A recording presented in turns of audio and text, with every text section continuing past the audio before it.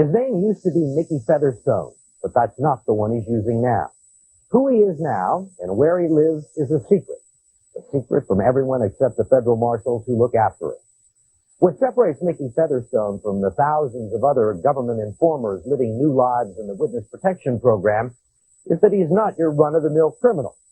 Mickey Featherstone is a killer who's been labeled a psychopath, and he is somewhere out there, maybe in the house next door to you.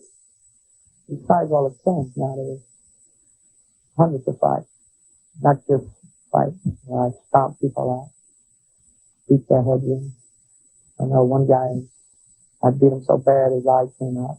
How many people have you killed? In Vietnam, I couldn't tell you, since I'm homesick. The voice has been electronically altered, and we not only had to put him in shadow, but change his features with theatrical makeup. That's how concerned federal marshals are about protecting his new identity. What does Mickey Featherstone really look like? Ask one of the cops who spent a decade trying to put him behind bars.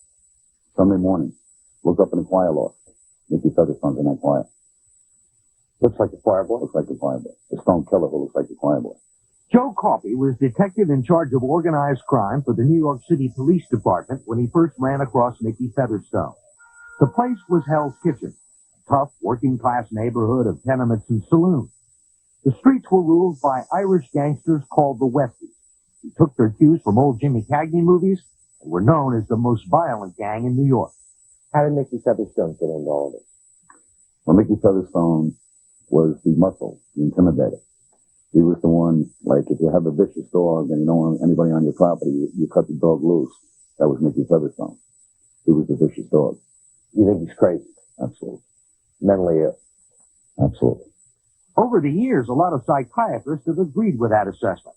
In fact, Featherstone got off on 3 of his murders because courts and doctors found him to be insane. You've been described by psychiatrists at different times in your life as being paranoid schizophrenic. Yes, sir. A passive-aggressive personality with an acute impulse disorder. Yes, sir. Which means that you I would swing at you in a moment, in a flash. Kill people on an impulse. Because you got angry at them. Yes. You're not angry now. No. You tell me if you're going to get angry. Sure. But there's nothing to get angry about. You're doing your job. So why would Mickey Featherstone want to talk to us? Why else? He's promoting a book called The Westie, which tells the story of his old gang and how they terrorized the west side of Manhattan. What frightened people most about Mickey Featherstone and the Westies was not just that they killed people, it was the way they did it. Ricky Paciello was a small-time gambler who welched on a debt. In typical Westie fashion, he was shot in a Hell's Kitchen apartment, then cut up in little pieces. The body was never found. If there was no body, there's no case, no thought, no case. Westies do that a lot? Yes, sir. Did it bother you? Yes, sir. I used to crack jokes about it because I was the guy with the rep for being one of the baddest guys. And I kept sick. What'd you do with the dismembered body? They were brought out to this place called, we called it Tony's Island. There's a part of the island where the current just moves very fast, and they throw it in there. I don't know where you're living. But if I was living next door to you and found out that you were there and read the psychiatric report and the rap sheet, I would be very nervous. I imagine so, sure. In fact, I'd probably call somebody and say, what is this guy doing out on the street? Free man. Okay. I mean, that doesn't come to me as any surprise. That attitude. No, it's understandable. Why is it's a surprise. I wouldn't blame the guy. So how does it happen that Mickey Featherstone is a free man living somewhere in America under the protection of federal marshals? Featherstone says his cronies in the Westies set him up for a murder he didn't commit. So he went to federal prosecutors and agreed to testify against this man, Jimmy Coonan, the Westies' leader, Featherstone's lifelong friend, and the man Mickey says actually cut up all those bodies. What was it that made you go to the police? I felt my only way out of this fight. You weren't just trying to save your own neck. Oh, yeah, sure. Well, You grew up in a neighborhood where the cops were the enemy, where the gangsters were the good guys, Yes, sir. where the worst thing you could possibly do is talk to the police About anything. about anything. Yes, sir. It's been hard for you? Sure. In what way? Well, my wife and I have lost our families. We'll never see them again. Mine has cut me loose. Why? Because of what we've done, cooperate.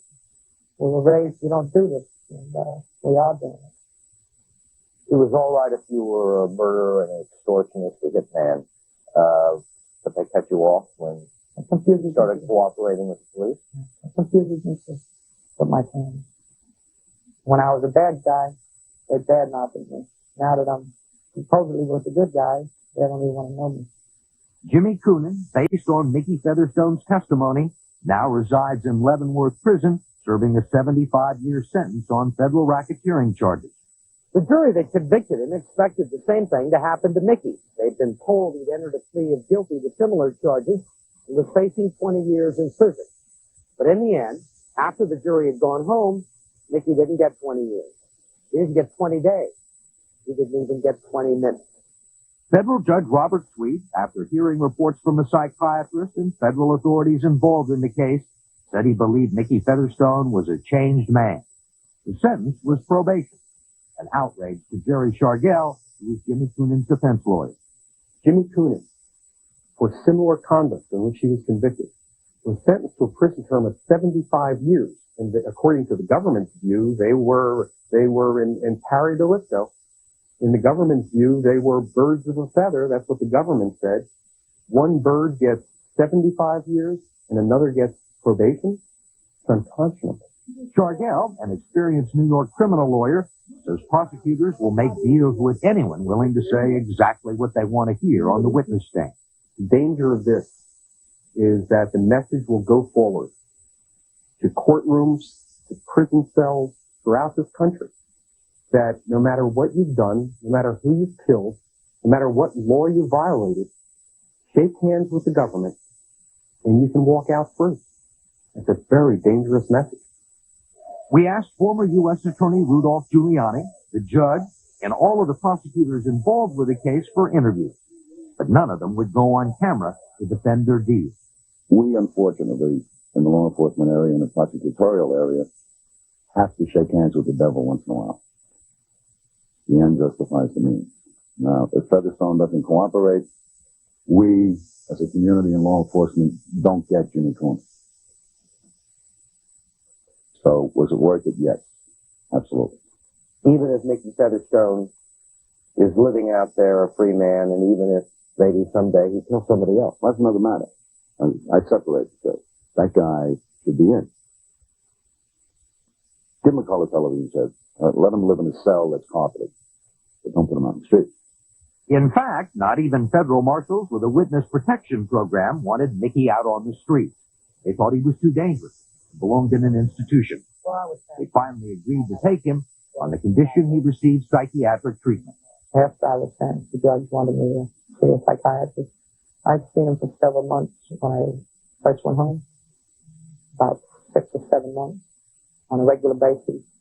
And he said I didn't have to come back anymore, that I'm fine. Without having a professional experience, I don't think that paranoid schizophrenia is something that goes away. Does it bother you that he's out there somewhere in the United States living under a new name? Should it bother the general public?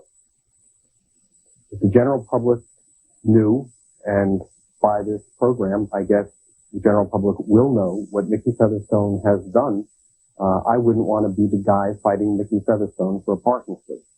How closely do you think the federal marshals are watching? Knowing the program as I know it, not close at all. Not at all? I would say not. They put you out there, and they change your name. They give you a new driver's license. They give you a social security card. They give you a job. But they're not on them 24 hours a day, or even 8 hours a day, even 5 hours a day. They haven't got two marshals living in the garage or Absolutely. somebody watching from the corner. So they might meet with him maybe once a month, or once every 2 weeks. And if something goes wrong, who bears the responsibility? Whoever let him out. The judge. The Fed. I don't think the feds like the idea that he's out in the street. The judge. I would say so. Mickey has a way about him. Like I said, he's a choir boy. He's got that Mickey Featherstone. He might have calmed the judge. Were you surprised that you still in it? Yes, I was. I was shocked. I thought I was going to get some time. You've got a history of murder, in and out of jail. Never held really a job in your life for very long. You know, just because it seems disappointing young man. Forgive me, but you don't seem like the ideal candidate for rehabilitation. I don't know what to say. I'm rehabilitating. That's all I can say. I don't have the hatred I used to have. I'm not violent like I was. What's to stop you from getting into an argument with somebody over a parking place in a shopping mall? What do you mean, arguing over a spot? I'd pull out and let them have it. Let them keep it. Find another one. So if somebody came up to you, pushed it, called your name, swing it. I gotta walk away. It's mandatory.